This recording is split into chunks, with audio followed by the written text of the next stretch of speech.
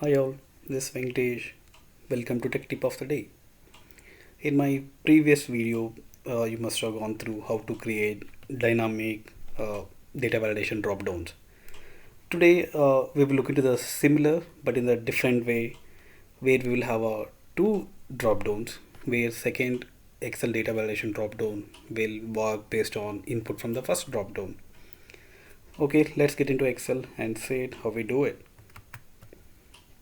Okay, here I have some sample data set. Let me create a regular drop down first. I will go to data, validation, make it list, select the service group input value. So here I have a value drop down values. My second drop down value should be based on what I select in my service group. If I select consulting, I should be getting all the service line from the consulting group. So to do that, first we need to create a name range.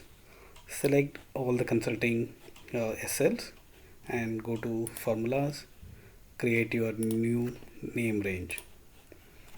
So make it as a consulting. So your name range name should be same as your input name. So that's how we try to evaluate and get the value. Consulting, and I have selected the values. This is first one.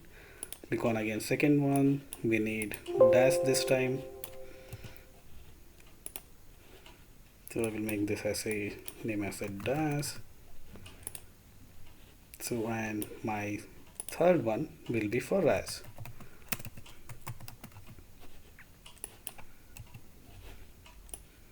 Okay, this is a prerequisite. This is done. So now if I select this entire data set, you can see this is shows as a consulting dash, and these three value we name it as a dash. So here again I will go to data. So data validation, click on list. So instead of selecting directly range, so we will use indirect formula, open bracket, select input value from B1. That's where our original drop down value should be. Say OK. And now I by default already selected consulting. My value for consulting will appear. If I change it to dash, so I will have only dash drop downs.